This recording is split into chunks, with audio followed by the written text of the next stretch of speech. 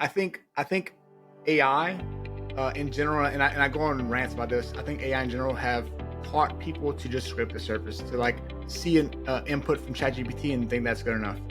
We have the most beautiful technology that's ever existed that gives us so much information, and we've become complacent where we're like, oh cool, this I'm doing this report, I'm doing this thing, and it's giving me a response. And you might look at that response and say, okay, this is good enough. No, you need to ask that GPT. O1 thinks all the time, right? It's thinking. Ask it, okay, go, like, you're scraping the surface here. Go deeper. What questions am I not asking? So going back to my first one, I said, ask better questions. I think as a business owner, the people that we like, even this conversation here, like, how did we get here? Well, it's just, wow, like, I'm asking better questions. You're asking questions. You're talking to people. You're trying to figure out, you're trying to find little nuggets so you can use in your business.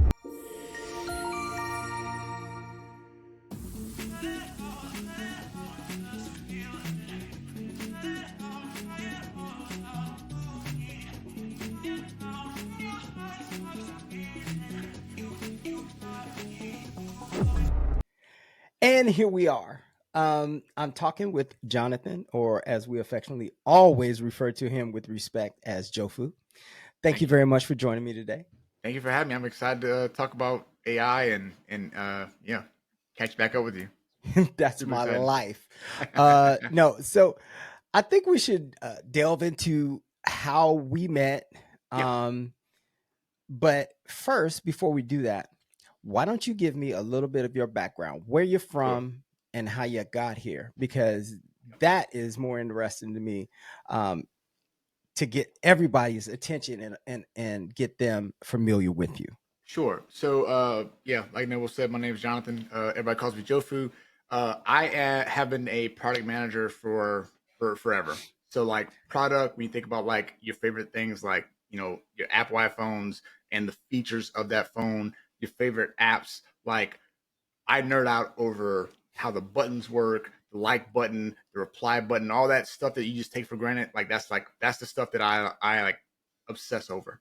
So the user experience, the UX. Oh, the user, yeah. And you can ask. So let's start with this. So I'm the co-founder of WebForge Development.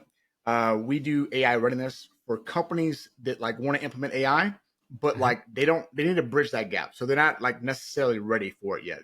So they don't have their data's all siloed. Their company isn't, like, the employees aren't ready for it. They're not trained on like what ChatGPT and all that stuff is. And that's going to tie in for a second because when we talk about like me nerding out and we're building products, Ben and James, my co-founders, like, they'll show me something, and the second I look at it, I'm like, oh, I hate that button.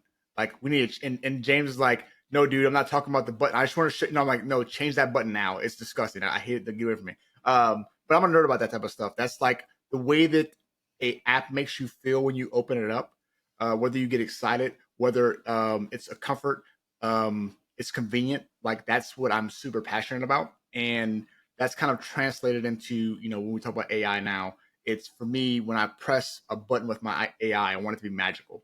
We had this conversation all day today. It's that transformative experience for the user that I think is just so important. So the way me and you met is from a place called The Network. So Liam Evans, he's a very popular YouTuber.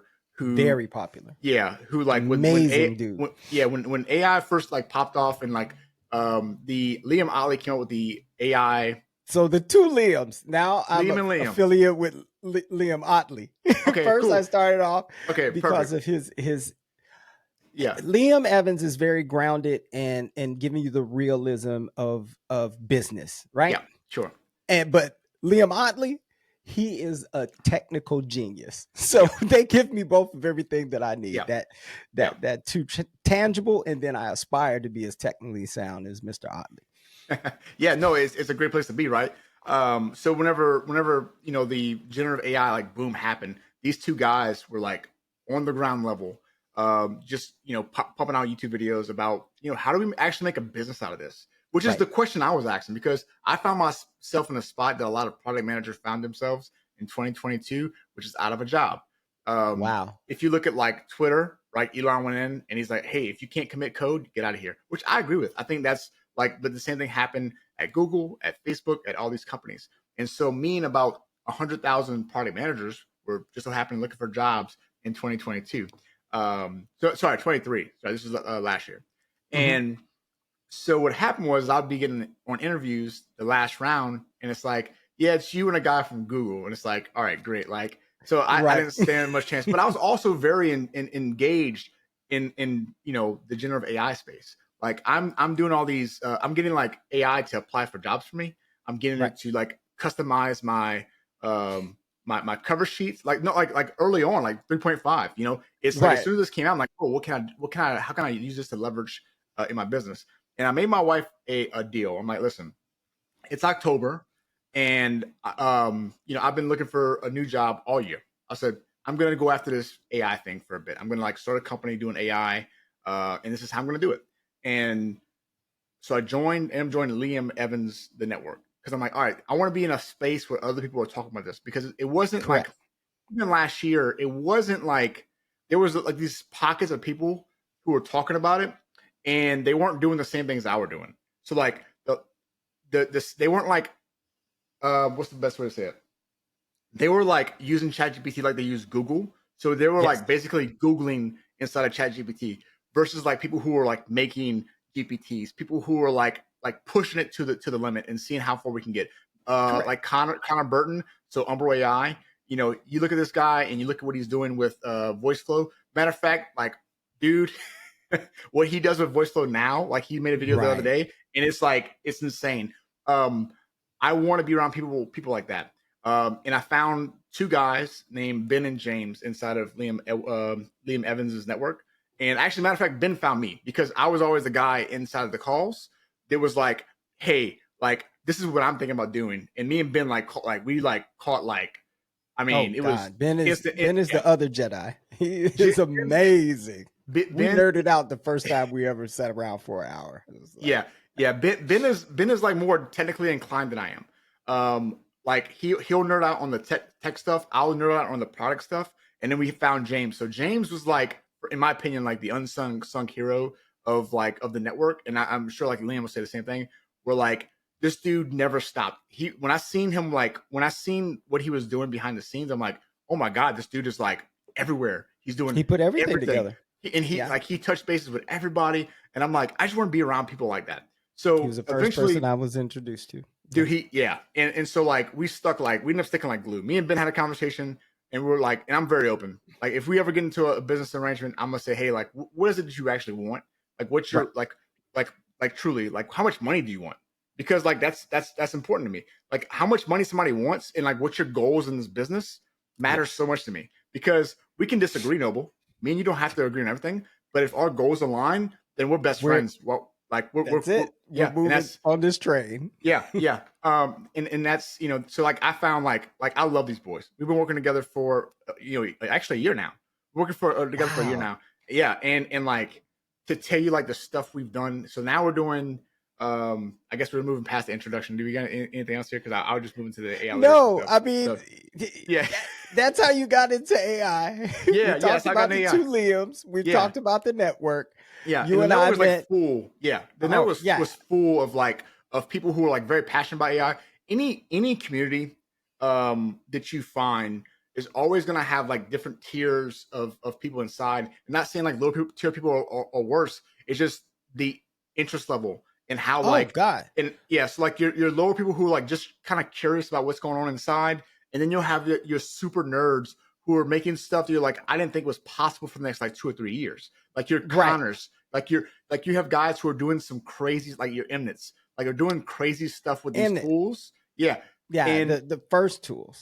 And you see what they're doing. You're like, oh my goodness. And so like I gravitate to those people. I'm like, oh, what are you doing? Right. So like the cream rises to the top, right? Like it just goes up to the top, and you find all these people who are doing really cool stuff with you. And that's why I think communities are super important. Very. Outside of having a one-on-one coach, if you're entering this arena in AI, because things are moving so quickly, right? A mentor is great, but being in a community like this, it's so many ideas you can latch on to. It's almost overwhelming for me because Yeah. I mean, everybody is expounding, like you said, everybody's at different levels, right? Yeah. Oh, that's why. And so what That's why they're coaching is important. contributing is it's all different. So you have to, separate the wheat from the chaff. But Yeah. I'm That's always willing to help anybody. that's But where I the do want coach to is learn super more for and sure. hitch on with guys like you that are out in the front. Because think about it. When we Yeah. all entered the space, Yeah. we were 1% of the 1%. We were Yeah. the people that were eating and regurgitating this stuff all day long when Yeah. other people were just like, well, what is Chat GPT? Well, what is Yeah. Grok? What is this? Yep. Yep. You know? And we're like making apps with this stuff. We're Right. like and now it's pretty easy to make an app. Like the Oh, tools God. they have now. Like I don't know if you're familiar with like Bolt or Cursor. And all these Yeah. tools. And it's like, for me as a product manager, my job used to go. It used to be okay. Talk to design, talk to the engineers, talk to everybody, and make sure like you're doing a lot of documentation, a lot of meetings. And now, like if I wanted to right now, we can build it. We can spin up an app that's like a fully functioning deployed app in a matter of like we can stand up an app in a day. I mean, no, you can do it. You can do it in about 10 minutes now. Like with all the no code tools around, yes, with no code tools, and there's stuff like Windsurf. There's Cursor. These no code tools are insane. And I was the biggest naysayer for no code coding. I really was.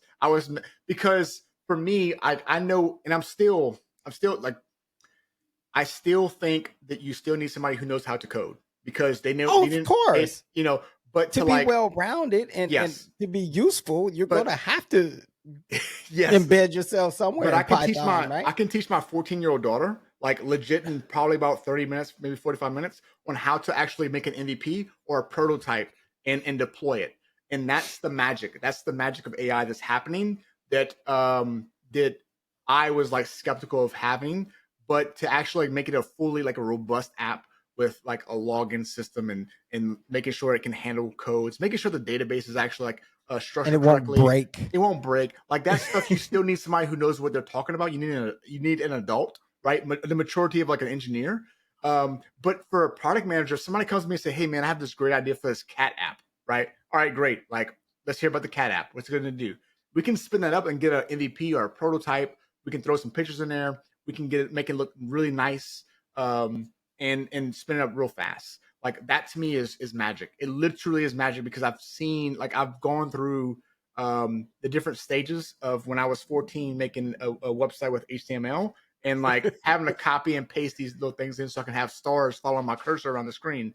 That like just seeing that is pretty magical. So I don't like talking about websites because I had spent my whole go forward into websites, and then ChatGPT was released, and my mentor he introduced me to it, and he was just like, Google search is going to kill us all when they're doing these updates. He's just like, I don't know what you're going to do, but I'm going to ride it out. And I was just like, I can't afford it. I'm just going to, instead of fight the tide, I'm going to learn how to surf. And then I went off and got my certificate as an AI consultant. What are you teaching your clients now to get back on track? Sure. You say that you're bridging the gap for businesses, right? Because that is the biggest void that needs to be filled, right? To usher those that have been dragging their feet with iPhone 6. These are the people that you talk to every day. I hate email. So you're actually at the top introducing like AI technology too, but then at the same time, you're preparing the company's like staff of what they need to know in basics to move forward. Yeah. So the promise, and I'll explain this a few different ways. So like the promise we're making is, when you work with us, you'll have an exact roadmap on exactly what you need to the steps you need to take in order to be AI ready, right? So what is AI ready? Well, AI ready means you can actually leverage the tools that are coming out and will be coming out in the near future seamlessly, right? So for an example, right now, if you look at any company, their data, your databases, okay, can your AI like look at all the databases together? No, probably not. You probably have like 6 or 7 different databases that are siloed, because if depending on how big your business is, right, you might Right. have 5 business units, and each one of those business units act like a business because they're a business unit. Correct. When you're AI ready, you'll be able to have a unified place where you just go to one chat, right? And it has the answers to, everything that you need as a person. So Jofu as product can ask questions, but get data from the data analysts, get data from the data scientists, get the marketing material from the marketers, and vice versa. So like if the marketing team wants to come at me with a feature for a product, well, they know all the documentation, they know the language I use, and all of it's seamless, right? They know. Right. So as a product person, we do a lot of documentation. So if you want to have a feature, you need to start with a product requirement document. And that's just the Bible, like the A to Z on how this is going to affect the business. How are we actually going to code this thing? What languages are we going to use? What kind of databases are we going to use? Like the data structure. It's really the most nerdy thing ever. And it kind of like gives you user stories, user experience.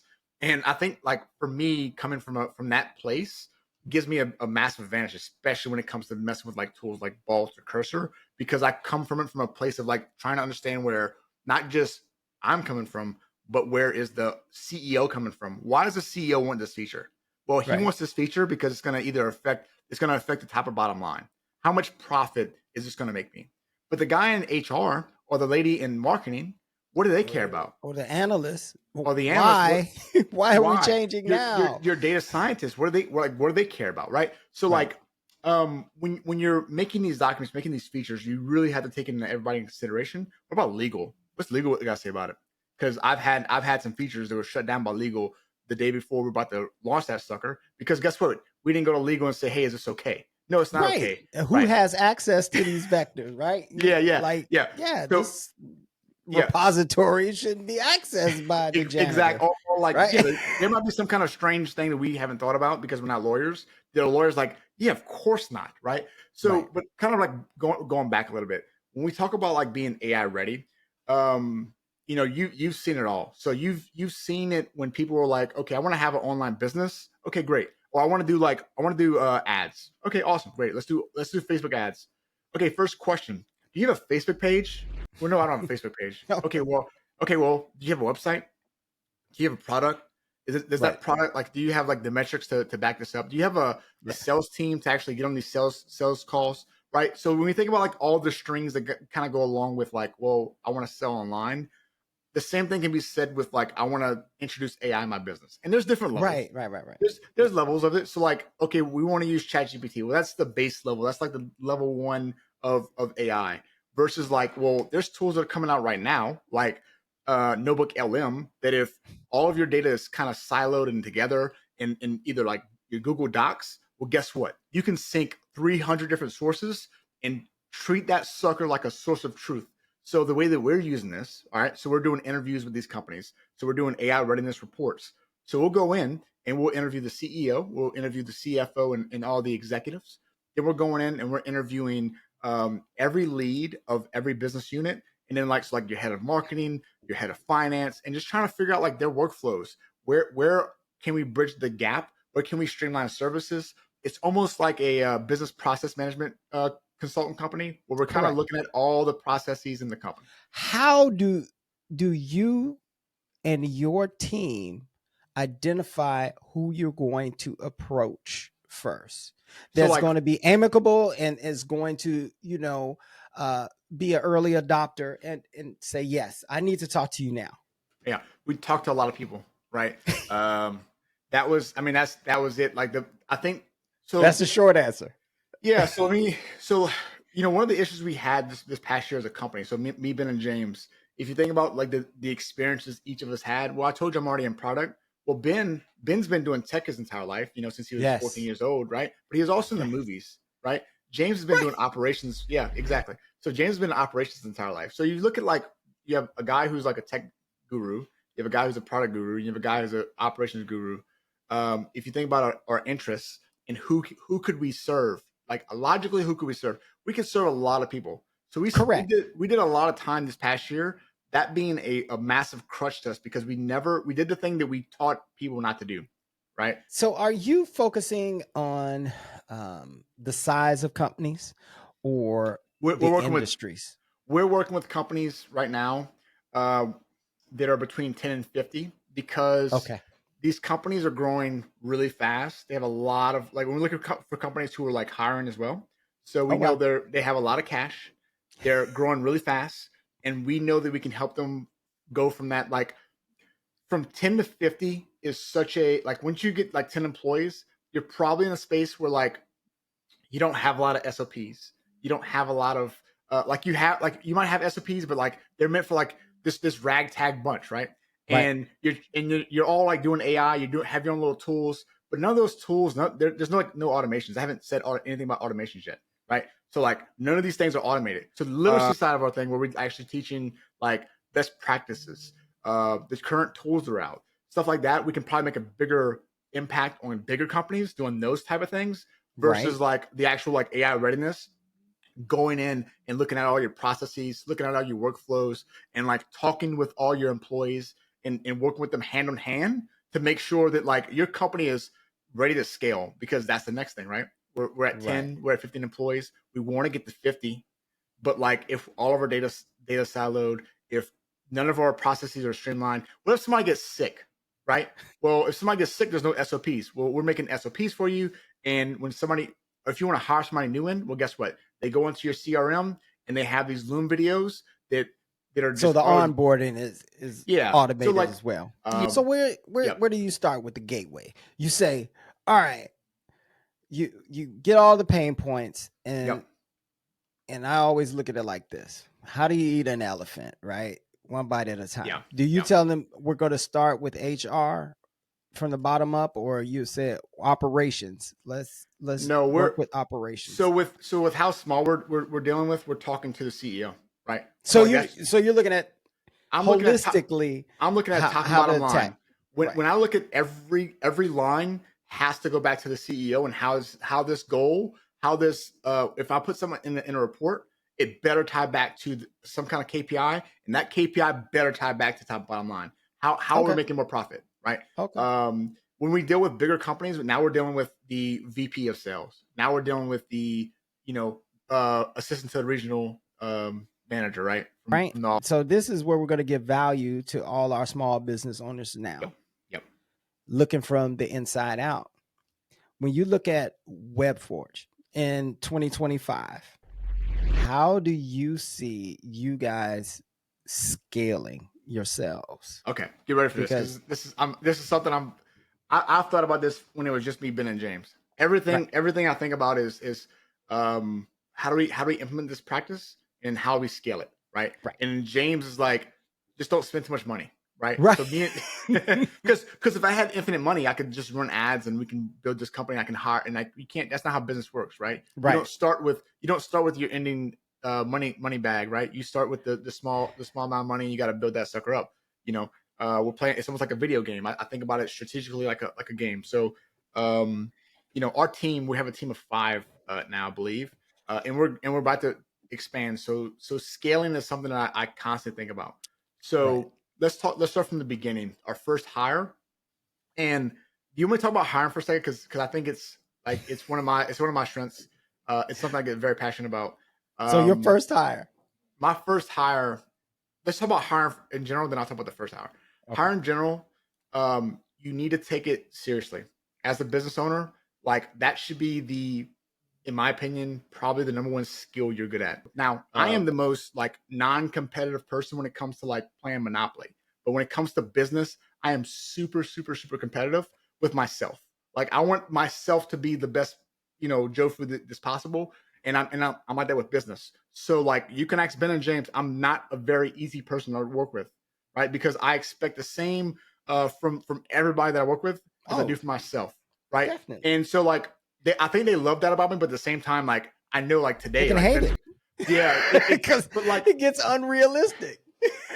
dude, yeah. But I also love when somebody tells me, "Hey, Jofu, like this copy was not good. This thing you did was not great." Like that to me, like I'm gonna eat that feedback all day long, and we're gonna change it. We're gonna make it better, right? Right. So when we hire people, one of the first things you'll hear is, "Hey, listen, when I give you critiques, I'm going to say things like this. I'm going to say, hey, that was great.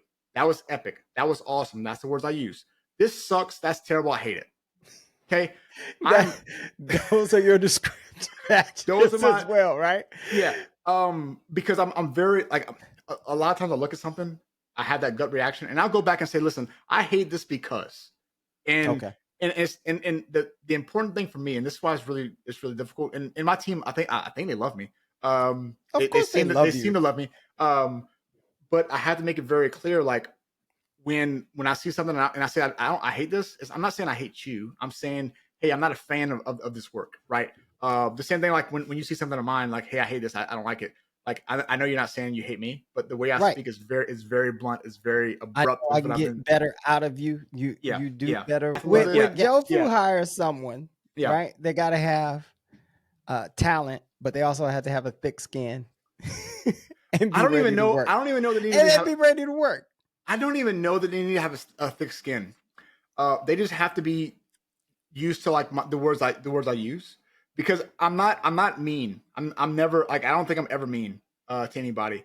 I might say like I hate, like, man, I'm not a fan of that, or I hate that, but like I'm always gonna tell you like, okay, that was great, that was awesome, I love this. This is phenomenal. But it's just the like, I don't. Maybe I sometimes I think about it a little bit more, but yeah, I don't think that somebody needs to have thick skin. They just need to be like ready to work. And they need to be ready to fail. So like my first hire, the first thing I told Jasper, we love Jasper. He is our automations expert. The first thing I told him was, listen, I need you to fail a lot.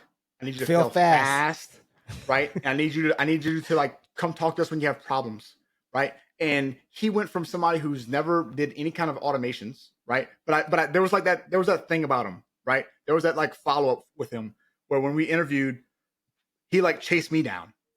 Okay. He's like the second person I've hired. It's like chased me down for an interview, right? It starts with the hiring, right? It starts with like who you're hiring and making sure that person fits your personality and fits your team. But like you can't be lazy. This again just tying us back to like, if you're gonna hire a freelancer, a lot of people I know, they're like, oh man, I got screwed over by this freelancer. They were building this chat bot for me and it didn't work. And it's like, well, how many people did you interview? Did you like, what kind of questions did you ask them? What was their experience? What was your experience with this product, right? I don't know. Like they said for $500 they can build me a chatbot. Well, yeah, like you didn't want to spend the $2,500 for somebody who knew what they were doing, right? Correct. And now you're And going to be upset because you yeah, got this crappy chatbot. yeah. So Here's what I'd like to know. sure. Where do you see your focus for your company that what if there was one tool or direction, and don't say agents. Is everybody saying agents now? That's like the big Yeah, topic, right? Yeah.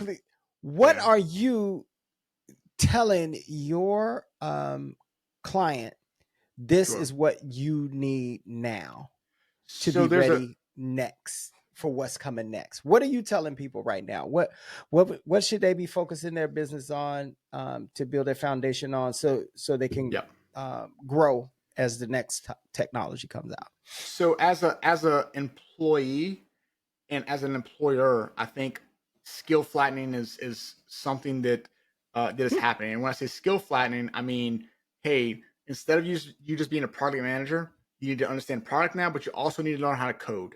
You need to know how, and with like Bolt, a Cursor, or a Copilot, whatever it is. You also need to know how to design. So you need to learn how to use V0, Bolt. There's a bunch of tools that like have design in them. Figma. You need to learn how to take that Figma board and make Correct. a prototype. So like when I say skill flattening, every person on your team now has the power to do what literally like 8 or 10 people did. Now, I'm not saying you're the expert. I'm not saying that like you're a designer now. But what I am saying is you can actually have a prototype to show people. You can streamline processes. So as a business owner, I'm kind of like looking at people and seeing, okay, who are the people that can facilitate multiple roles, and not to replace every single person. But if I go to Jofu, can you make me a prototype of this feature in 2 days? That used to take us a month, right? Right. Yeah, sure. We can do that, right? So I'm looking at, for speed, depending on my business. If like I'm in like software, I'm figuring out, okay, how fast can I deploy a new feature? How fast can I for me it's all about the customer experience. So whoever my user is, how can I get them more access to the other apps they like or other features they like? How can I connect with other apps? As an employee, just as Right. an employee, I need to figure out how can I use these tools and not agents, like you said. I think using stuff like Notebook LM, which Hmm. and having like all your sources in one place, learning tools, like just learning and figuring out what tools in your whatever sector you're in are out there. And listen, they're probably not amazing. Like if a good software engineer comes to me and looks at Cursor, they're probably like, oh, that's junk. It's an error. It runs an error every other time. It's like, yeah, but you can also take a screenshot of the error, put it in, and it'll fix the error And for it'll you. fix it. So Like, yeah, yeah, that's what yeah, I'm talking. Okay, yeah. because I just really want to pause on this for a minute Sure. because that's where Liam Otley has been. He's Okay. telling people that the most sought after tool, no, the most sought after skilled people will be the generalists. Yeah, Those I that think can so. come in and use, you know, all kinds of tools. Just know basic coding, Yep. use tools like are familiar with Figma. You need to be well-rounded if you want Yep. to be valuable going, Yeah. to miss that first round of layoffs in the I would future. I would say like even if you don't know how you mentioned like Make and Zapier, right? So like Uh-huh. even if you don't know how to use Make and Zapier, you better know how Make and Zapier can like you can talk to a person who can use Make and Zapier, how they can streamline your processes. So I mentioned To earlier take care of my processes. Right. to help streamline my process to save me 2 hours every single day, right? Because if I'm saving 2 hours every single day, I can tell my boss, hey, listen, I worked with Noble, and he actually connected this stuff and got my research from RSS feeds, and your boss was like, okay, I don't know what you just said, but I do know that you saved me 2 hours, which Right. is roughly 80 hours every single week, which is, he starts doing the And math. that's your biggest selling point when you're talking to CEOs, Oh right? yeah. That's Yeah. what they want to understand. How can you save or make me money? Right? That's where WebForge, that's Yeah. your selling point, right? Yeah, yeah, and if we can't, and we have to be able to move the needle toward revenue, right? Like we have to be able to show how we actually affecting revenue, and sometimes that's really difficult to show depending on how far somebody is far removed from the revenue source. So like, if I don't know, a good example is, but like if I'm doing B2B sales, right? Whenever I actually make a sale, that's revenue. That's very easy to find. But what about the person who's like the clerical worker who like every time you make a sale, they have to do all like All the work they have to to go into enter. Panadocs and they have to do, and it's like, well, okay, for that person now, you have to sign a contract. Well, you sign that contract with the company. Panadocs, there's an API access. So can we streamline that process to where the second they pay us money, they get that Panadoc sent to them within seconds, right? Mm. Can we have the boring work taken out, or the stuff that nobody wants to do, that like it's not going to get anybody fired, because that's another thing too. So one thing we do when we go in is we're doing these interviews with the employees, and we have to explain to them like, We're this not is eliminating anybody's job. we're trying to streamline your job so we can make more money, Right. so your boss understands how much value you have. Because a lot of times what we're doing is we're actually tying revenue to people that you normally wouldn't see how they tie to revenue, right? Right. And we're Right. and we're making a chart so you can see exactly how they affect your bottom line, or pretty close, right? As close as we can with the limited amount of time we have in your business. But Oh no, yeah, trust me.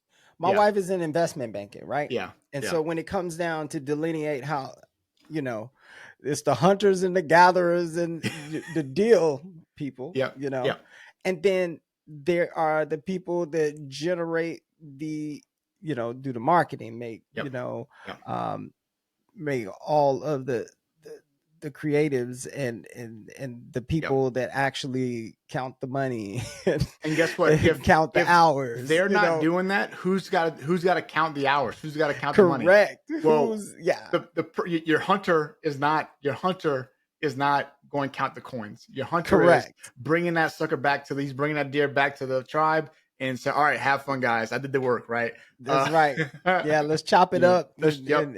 and get it prepared. Yeah. Yeah, no, So that all makes sense to me. yeah. Now we're at the point in every one of my interviews where I have to ask the most important question when it Sure. comes to the future. Star Trek or Star Wars? So I'm always Star Wars. My wife is Star Trek. I'm a Star Wars kind of guy. I don't know that I don't know if this is a serious question or not, but I'll take it. I'll make it very very serious. I don't see where we have any kind of teleportation. I don't know if physics has space for that. I don't know. Hopefully it does. It'd be really cool if it does. But yeah, Quantum computing might lead us there. Maybe. We'll see. We'll see. Look, I've always been. For me, we talk about simulations. Like the simulation theory has always been something I've always been interested in, because there you go. The question I've always asked, or was asked to me at some point, I heard on a podcast, is, hey, do you think at some point in your lifetime, a simulation so real was invented that you didn't know it was real? Right. And I'm like, are we living in a simulation? Well, if that's true, if that's true, then that means at some point, if you think in your lifetime, well, what makes you think that wasn't already created? So like, I'm always open. I'm never going to go down the conspiratorial route and all that stuff. But Please don't. Yeah, no, but it's super easy. It's super easy to do that. It's easy to go down that rabbit hole. But like for me, that's really fun to think about. And I look at stuff like Sora. Have you played with Sora yet? So who hasn't? So Sora's really fun. I'm a big nerd, so I play Dungeons and Dragons. And oh my gosh! Oh yeah, I'm a massive nerd. So every Sunday night I play Dungeons and Dragons, and I took my character sheet, just the image of my character, and I put it in Sora. Oh yeah, and it came out beautiful, perfect. Like, I mean, it was kind of jank. The sword for my character kind of like went through its body and through some trees or whatever. But like, but it's getting better. Oh my goodness! It was just for a simple prompt. And like I was like, oh, this is great. This is awesome. I sent it to all my nerd friends. I'm like, this is insane. And they were like, that's actually pretty accurate. There was no delineation from my character, the animated character, to like the animation in Sora. Wow. It was the exact same. I had to like go find details that was kind of messed up and wrong. And when we look at like Mid-Journey, we look at all these tools. For the longest time, when we were generating images, the hardest thing to generate an image was, okay, I like this image. Create one just like that. And it's like, nah, I'm good. I'm not like, I'm regenerating a whole different thing, you know? And I can't do that again. Yeah, I can't do it again. I got to regenerate this whole thing, right? It's like if every time you came home, you had to remake your house, but you didn't have the plans. It's like you got the same piece of wood, but you got to remake the house, and it's like, man, this is crazy. Like it's hard. So, on that note, sure. What is your favorite automation tool right now? So I'm a major fan of Make. I think they make it super easy. It's fun. Liam Evans, big on Make. Is he? Yeah. Make it. I think if and I'm a massive fan of people who are making stuff. So like Stephen Pope is massive. Like oh my God, automation. Stephen Pope. I'm a part of his group. Yeah, same here. His school. Oh my God. People, it's funny the way you speak of him with reverence. Everybody I talk to in this group, Stephen Pope is it. Yeah. So a lot of the automations he did with like Frame in his like content system, he uses Airtable. We use Smart Suite. So we had to make some we had to take some what do you call it? Like we had to change delineate from what he was doing. But like we took that his entire content system and put it inside of our company. Using a lot of like his systems he had in there. We had to make a lot of his stuff ourselves, but he gave us that blueprint, and I seen it for the first time. I'm like, okay, he gives a ton of value. Yeah, to explain like our content system real fast is we have an idea for a short, for a video, for whatever we're doing, right? Correct. So we'll put that in the Smart Suite, and so our VA or our social media manager will get that notification. And then they'll take that and put it into a program called Frame.io. So in Frame.io, she'll make a new folder, and it'll have all the assets, and she'll name it, and it'll auto-populate with like all of our branding, all of our like anything that we use all the time is auto-populated, right? Then it goes in there, and then like I'll record the video and I'll upload it, and then she'll edit the video inside of Frame or inside of DaVinci or inside of Adobe Program. Now, while Okay. she's doing that in real time, I can make edits and I can make a circle around my nose. And I'm like, hey, my nose is too big. Or like, hey, you forgot to remove an right there. And I pause it. I make that mark. It's super easy. I can do it on my phone. I can do it on my computer. Like I never have to go into DaVinci. I don't have to do anything. Now, So you can just give it to your editor in real time. in real time. So as we're wrapping up, yep. You are an educated guy. I want you to tell me about how we wrap up. I would like for you to look forward and look at our audience. What piece of advice would you like to give above all to help people be successful in this transition into the fourth industrial age? Sure. So where's your audience at? Are we like my audience is everywhere. We are okay. So we are small business owners. We are people of color, and we are veterans. Okay. That's all I am. I'm a small business owner. Sure. I'm a person of color. Okay, I'm a veteran. So two big things, and I'll say them back to back, then I'll explain. So the first big thing is learn how to ask better questions, and then the other thing is don't scrape the surface. Let me talk about that one first. So I think AI in general, and I go on rants about this. I think AI in general have taught people to just scrape the surface, to like see an input from ChatGPT and think that's good enough. We have the most beautiful technology that's ever existed that gives us so much information, and we've become complacent where we're like, oh, cool, this I'm doing this report, I'm doing this thing, and it's giving me a response. And you might look at that response and say, okay, this is good enough.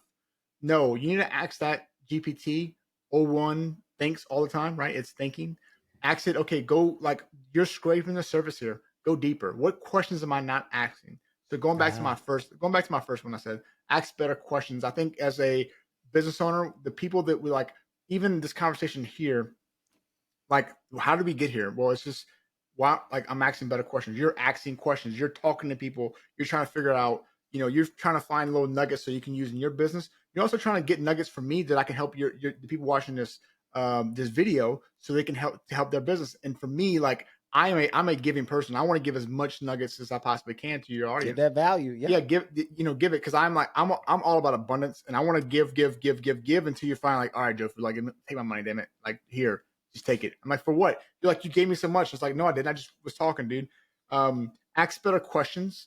So, and ask questions to your audience. So don't assume when you're making a product, when you're making a service, especially if you're a small business, don't assume you know what your customer wants. The only way, like being a married man, the only way I know what my wife wants is if I ask her.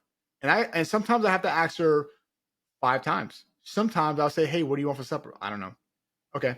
Are you craving anything? No, not really. Okay, well, I'm gonna go get some wings. Oh, I don't want that. I don't want it. Okay. Yeah. So well, you said you didn't want these things. Well, what do you want? I don't know. Okay. Now, okay, what do you want? Do you want Mexican food? Do you want China? Like what do you want? And eventually she's like, you know what? I've been craving. And I was like, hey, do you want to go out and eat like just us two together? Oh, that'd be great. Right. Maybe that's what she wanted. Right. So like, I don't get to that place unless I ask, the right questions. Now, I'm not saying you're a salesman. Those open-ended questions, let them get to their why. Yeah. I got you. Yeah. And I try not to be a salesman, but I think being a salesman is very important, especially if you're trying to business runs without salesmen. I think it's super important and to understand like what makes your customer tick. Like the more you talk to your customer and not in a way that you're trying to extract money from them, in a manner in which I care about you as a person and I truly want to solve your problem. When you start there and ask them questions based off of like, if this was your best friend and you were giving them advice or they were opening about their business, what would you tell them? What's the conversation you would have? If this was somebody that you were trying to get advice from, what questions would you want them to ask you and what kind of advice would you want to get? So, I'm assuming you're an expert in something. For us, it's like the AI literacy thing. We've talked to literally 600 something plus businesses already. right? We went through the network. We've gone through the Our Founders Forge. We talked to businesses. We have these ERTs. We're constantly talking to companies and figuring out, hey, what their pain points are. It took us a long time to understand where we could actually serve and who we could serve the best with our like unique, because everybody's unique, man. Everybody, you mentioned, people of color, you mentioned veterans, like you have unique experiences that I can never experience. Not like only because we're different people, right? We've gone through different shit. So like as a person, you've gone through and you see stuff differently than I do. If I ask my kids the same thing, they see life differently than I do. Much different. But like at a certain point too, doesn't mean I can't service you. That just means I need to be able to understand where you're at. So if I want to service Noble, I have to understand, okay, what problems is Noble having that I haven't thought about? Well, I have two ways of doing that. One is I can become a mind reader. All right. Well, good luck with that, dude. The second one is I talk to Noble and I say, just like you talk to me and you let me just spill my guts for the past hour, right? But I would do the same thing for you and say, hey, Noble, like, how's business? Like I think, yeah. Seven Habits of Highly Effective People. Stephen Covey gave it up. Seek first to understand, then seek to be understood. Why do we forget that though? Why do we forget to do that? Because we're always waiting to respond instead of actually listening. Those are the first tools that you're given when you're taught to be an active listener, right? Turn off your response button. That's one thing. When I first started working on phones, people said, put yourself on mute. Put yourself on mute. Take the cotton out of your ears, put them in your mouth, and let that person talk about them. That's all you have to do. And I get that. Yeah. It's hard for me to do it sometimes because from the education standpoint, I was used to talking for 45 minutes at a time. You've seen this here. If you were like, hey, look, we're going on for another 3 hours, that would not be a hard thing for me. What's hard for me to do is to shut up and listen to what you're like. And I've gotten better at it. I'm really good at it now. No, you're much better at it from what I know. From a year ago when I met you. Yeah. But there's time and place too, right? So yeah. No, I have an abundance of gratitude for you taking time out with me. And it's gone again. I dropped my light. Yep. Get your light. I appreciate it. Hey man, I appreciate it. This has been fun. I'm sorry I ran it for so long. No. I'm self-conscious about that, man. I look at the clock and I'm like, all right, I just ranted for an hour. I hope there was some kind of benefit from somebody. I really do. So listen, you did wonderful. And I always like to say, to our audience, right? Continue to embrace AI with us and transform your business.